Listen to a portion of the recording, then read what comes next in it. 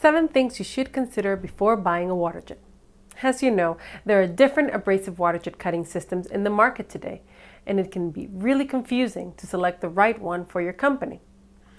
In working with a wide range of clients, from Fortune 500 companies to job shops of every size, we find that these questions rarely get asked, but in order to make the right decisions, they should be asked. So, how much money will it cost to run an abrasive Waterjet as compared to what it costs to manufacture the same part using traditional cutting methods? What is the difference between the technologies available in the market today? What skill sets are required to run this equipment? What are the maintenance costs to run a Waterjet cutting machine? And do I really need to worry about the water that is used in the manufacturing process? Can I incorporate a Waterjet in my manufacturing floor without affecting the rest of my operations? And do I know what the cutting media is that is added to the water stream? Well, let's look at these in a bit more detail. So let's start with the first one. How much money will it cost me to run an abrasive Waterjet as compared to what I'm doing right now to manufacture the same? Why don't we ask Chris Allenson? He has had many years of abrasive Waterjet cutting experience, and I think they can give you an insight in what kind of cost savings you can achieve. Well, there's a lot of different costs associated with cutting a rectangular piece and trying to do a profile. Now, traditional methods of cutting on a milling center, you would have to go ahead and waste a lot of material by machining off the part to just get to a near net shape. Well, Waterjet is used to get a near net shape part. Now, traditional milling centers, you have to go in there and do a lot of waste cutting, and that adds cost, it adds tooling, there's less life on the tools as well, and you're wasting money, not only as the tools themselves, but also in material. So think about this. How many more parts could I get out of the same rectangular piece? There may be additional one piece. You never know. There could be more than one piece. What impact would that do to your business knowing that you could get more parts using the same size of material? Have you asked yourself, what is the difference between the technologies available in the market today? Why don't we ask Chris Allenson to explain in more detail what the difference in the technologies are and how some are more cost effective than others? Well, there are 3 different types of pump systems associated with an abrasive Waterjet. You have a direct drive system, you have an intensifier system, you also have an electro-servo pump. That's the ESP pump. Now, there's a lot of differences between each pump systems, but in reality, there's only one pump system. Now, in our case, here at Waterjet, we actually ran intensifier pumps for a long time. We've been in this business for 20 years, but now we're converting to the ESP pump. And why is that? Well, there's one simple reason for that, and that's primarily its maintenance costs. The maintenance cost associated with an ESP pump is far less than an intensifier pump. There's also the electricity cost associated with it. Now, intensifiers, when you turn it on, it's on all the time. So you're consuming all of that electricity. Even when the operator is loading and reloading the parts, the pump is still on. With an electro-servo pump, it actually goes into a stall mode, so it's only drawing 2 amps of electricity. Over a period of a year, you're looking at thousands of dollars of savings in your electrical bill. Why don't we hear from Chris Allenson as far as what skill sets are required for you to run this equipment? Well, there are some minimal skills that are required in order to run an abrasive Waterjet, but it's extremely easy to do this. Now, if you are at home, or if you know how to operate a PC, or if you're just looking around on the web and you're just clicking different icons, I can guarantee you that this Softex software is extremely easy to understand. In fact, we pulled our own operator off our shop floor, and I only gave him a 10-minute overview of the software.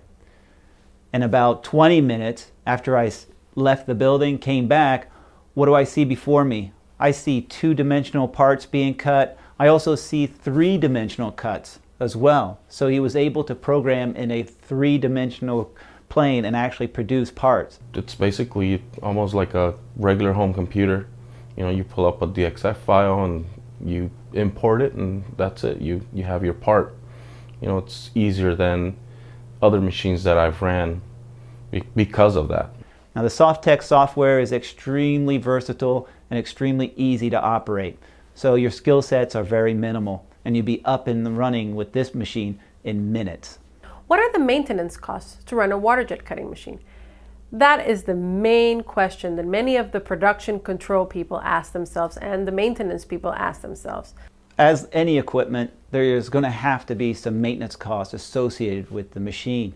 Now, even in a car, you have maintenance costs. You're going to have to change out the oil, you're going to have to replace the tires, you're going to have to send it to the shop to actually maintain the equipment that you invested in. Now, in a Waterjet, there's maintenance costs associated with that. Now, there could be a head crash. It could happen. It might, and it probably will. But what are the maintenance costs associated with that? Well, you may snap a nozzle, you may bend an extension tube, worst case scenario, you crash the entire head. Now, if that happens, you're going to have to do a lot of maintenance. You're going to have to replace the nozzle. That's no big issue. That's an easy change. You're looking at seconds to do that. But if you've bent the extension tube, then you're going to have to take that off, replace it.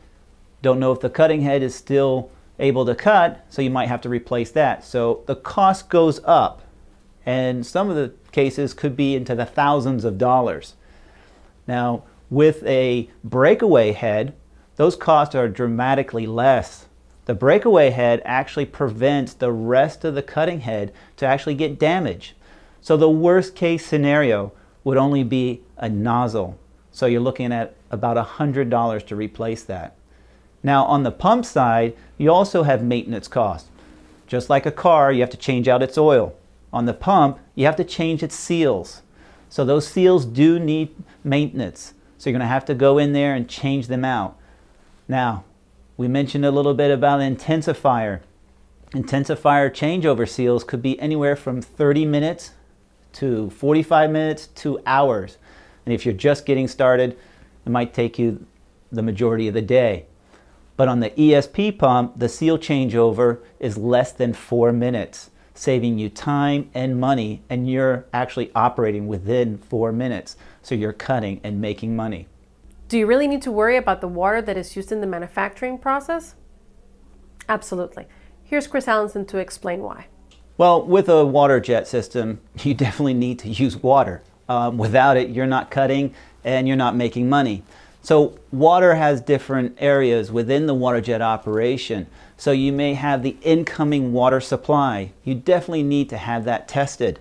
So that's one avenue that I strongly suggest that whatever you do first, if you're looking at a building, make sure you do a water sample before you purchase that building. Then the next thing is, during the water process, how about recycling the water? So you may need to purchase a closed loop system to recycle that water. Now you're using that water from the tap water going through the pump system, and then you're actually cutting it. Well, that cutting water could be returned to a closed loop system and then reused. You may ask yourself, can I incorporate a Waterjet in my manufacturing floor without affecting the rest of my operations? The answer is absolutely yes. So what we did in our own facility is that we created a showroom.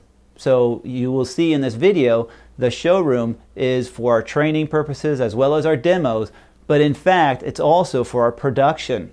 We use that for production. So it's just imagine, if I use it for production work, so can you. You might also ask yourself, what is the cutting media added to the water stream? Well, in the abrasive Waterjet cutting industry, it is garnet. And Chris Allenson will explain to you the different types of garnets that are available for your use. Well, there's two different types of cutting media. Now I'm talking about the grade of the media. Typically, a media is size. There's a 60 mesh and an 80 mesh. And the great analogy to explain it to somebody that's unfamiliar with Waterjet would be just like a woodworking project. If you're getting a piece of furniture ready for a finish, you're going to start out with the coarse grit, which could be a 60 mesh grit. And then you work your way up. You're going to be using an 80, 100, a 120, all the way up to 220 before you put that finish on there. Abrasive Waterjet is the same way. You use a 60 mesh. You may be using a 60 mesh for thicker material in which you're just hogging out. 80 mesh is primarily used for a cleaner finish as well as a tighter tolerance part. Now there are shops out there that will actually use a 120, a 150, even a 220, especially the glass industry, because they want that super fine finish. But there's one question that we haven't answered, and that is Techni a smart strategic move for your company? I don't know, but we can find out by scheduling your team for a 30-minute meeting.